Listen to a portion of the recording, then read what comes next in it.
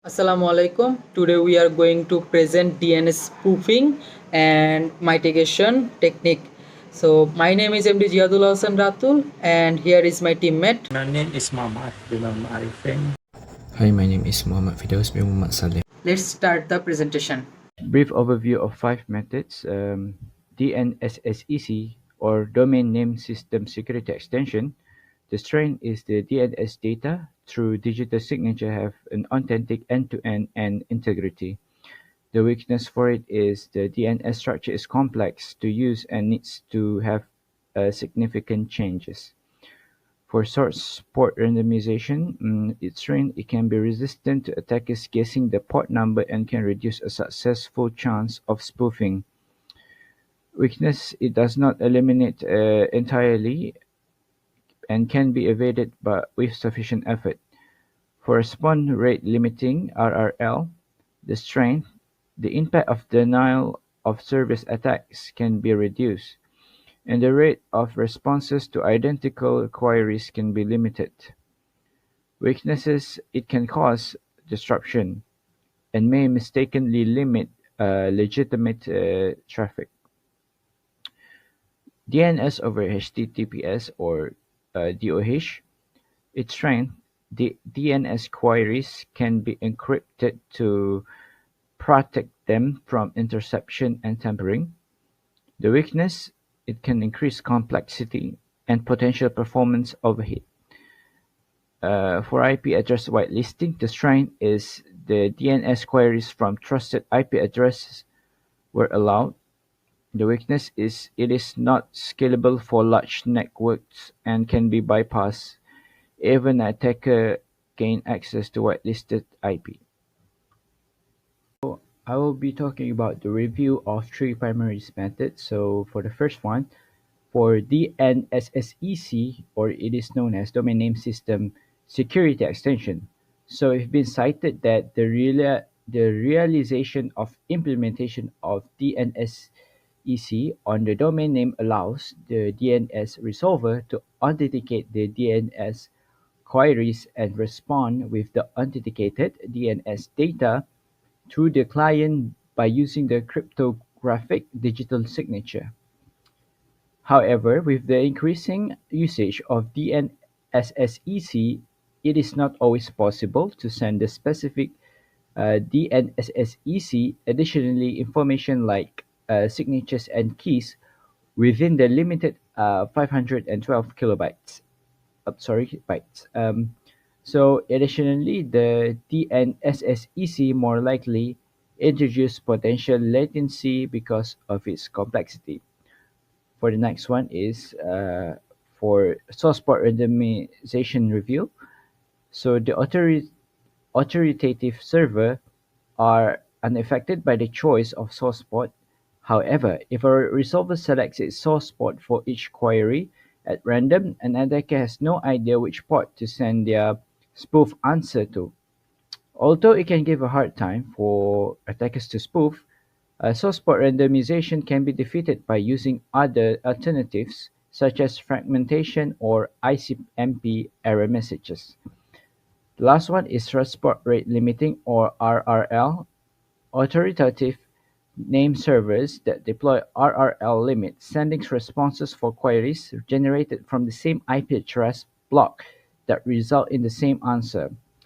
The RRL restricts any identical responses to queries from the same IP address block to mitigate potential abuse and denial of service attacks.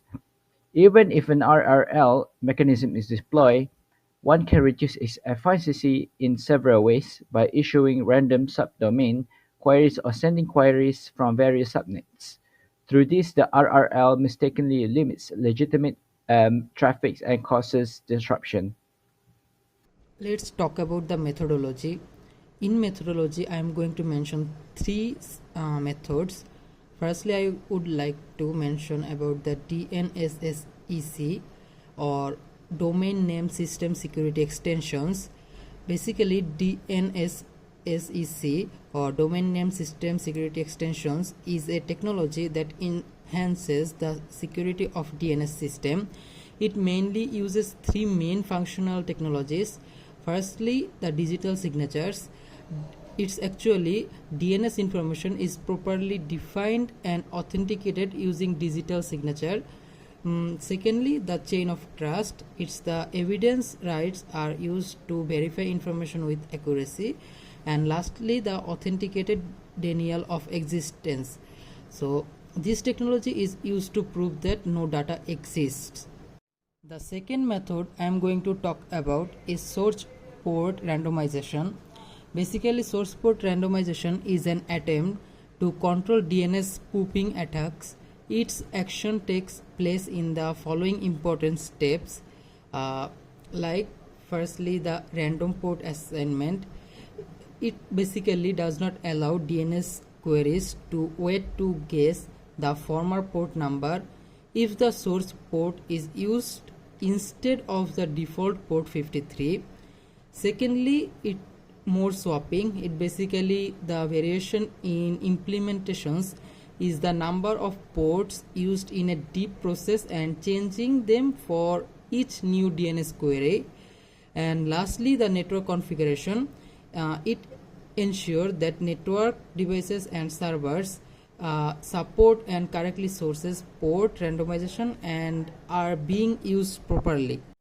The next method I am going to talk about is RRL, or response rate limiting. Response rate limiting provides protection against DNS escalation attacks and case poisoning attacks. So how it works? Firstly, query rate limit.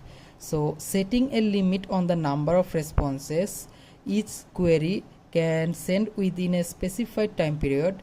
Secondly, the dynamic version, changing the fixed limit speed based on traffic patterns and potential hazards.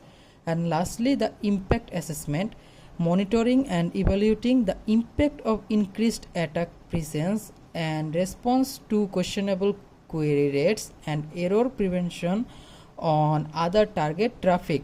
Now about the clear. Basically, this study includes a thorough exploration and evaluation of DNS spoofing and the primary methods of its prevention, namely DNSSEC, source port randomization, and response rate limiting in tier tips. If we talk about the performance and challenges, firstly, let's talk about the performance. The DNSSEC provides greater security by ensuring the authenticity and integrity of DNS data through digital signatures. On the other hand, source port randomization can insult vulnerability to prediction port numbers for interpretation unexpectedly for DNS queries. Response rate limiting limits the response rate through a response rate limit by increasing attacks and inhibiting the response rate of queried queries. If we talk about the challenges, firstly, they need to have a plan for every situation rather than performance requirements. The DNSSEC regulation requires significant organizational change and management complexity.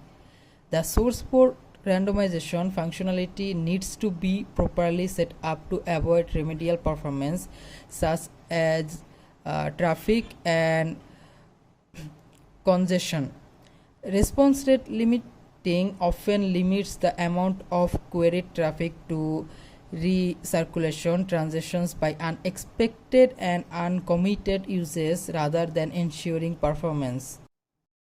I'll be presenting the result and analysis for our project on DNS spoofing and mitigation techniques.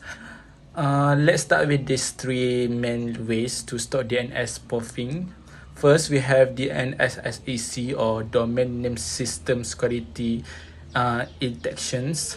DNSSEC is effective because it uses digital signature to ensure the authenticity of DNS data.